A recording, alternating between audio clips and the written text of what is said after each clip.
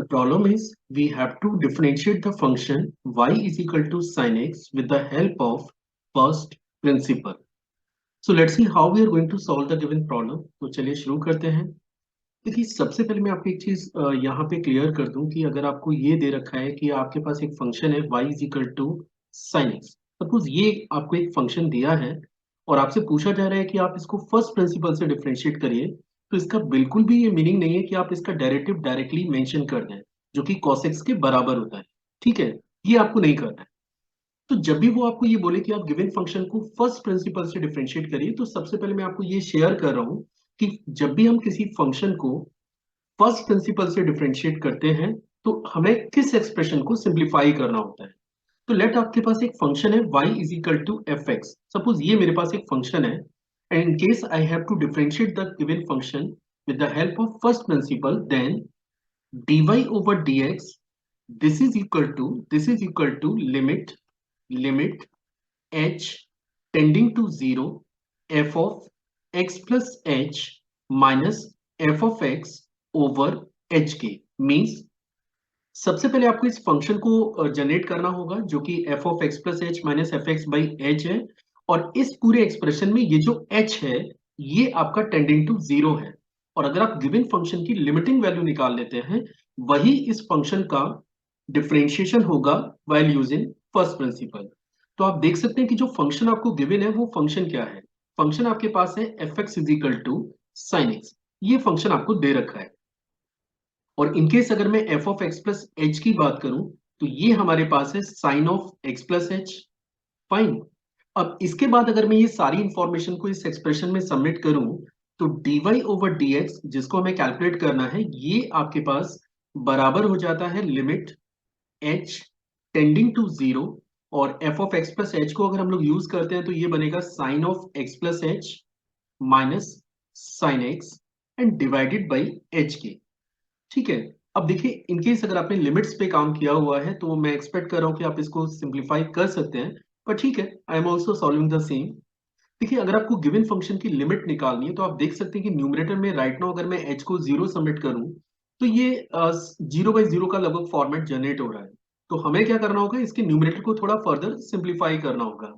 इसके लिए हम लोग यूज कर रहे हैं sine C minus sine D के फॉर्मूले को, और sine C minus sine D हमारे पास होता है that is two cos C plus D upon two into sine C minus D upon two के।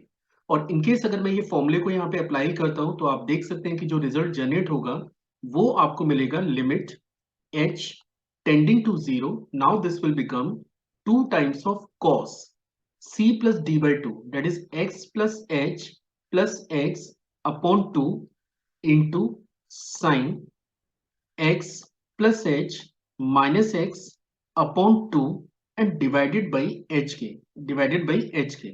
अब आप यहाँ पे देख सकते हैं कि x से x आपका कैंसिल हो रहा है, और अब जो फंक्शन आपके पास लेफ्ट आउट है उसको भी एक बार हम लोग मेंशन कर लेते हैं। तो dy ओवर dx ये हमें मिल रहा है limit h tending to 0, now this is 2 times of cos, it is x plus h upon 2, ये आपका फर्स्ट पार्ट है।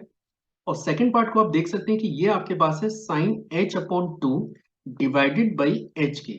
अब हमें एक और प्रॉपर्टी रिक्वायर्ड है, पहले मैं इस प्रॉपर्टी को आपको समझा देता हूं कि इनकेस आपके पास एक फंक्शन है sine theta over theta, suppose ये आपके पास कोई भी एक फंक्शन है और गिवन फंक्शन की अगर आप टेंडिंग टू 0 पे लिमिटिंग वैल्यू निकालते हैं which is limit theta tending to 0, तो ये रेशियो हमेशा 1 के इक्वल होता है।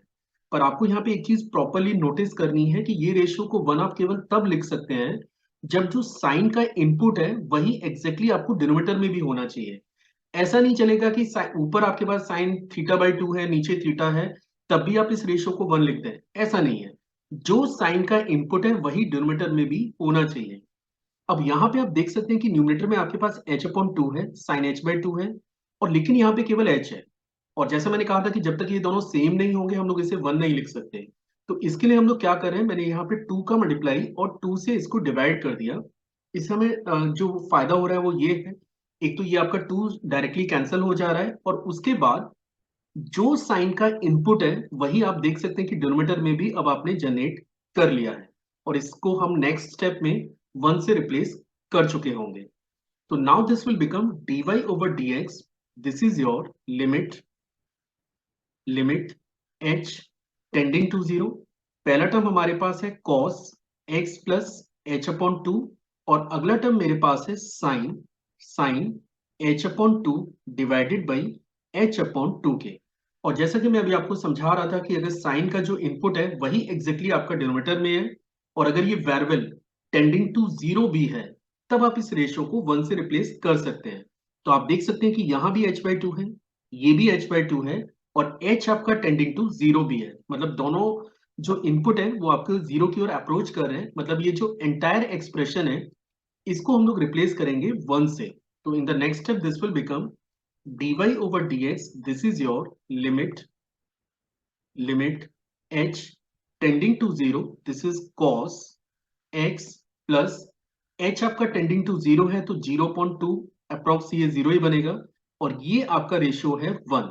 तो फाइनली आप इसे लिख सकते हैं, this is equal to cos of X, this is cos of X. तो इन केस अगर आपके पास एक फंक्शन है y is equal to sine X, और इनकेस अगर आप इसे फर्स्ट प्रिंसिपल से डिफरेंशिएट करते हैं, dy over dx which is और limit h tending to 0 sine x plus H minus sine x over h, और ये रेशियो आपको मिल रहा है cos ऑफ x के। So the derivative of the given function is cos x।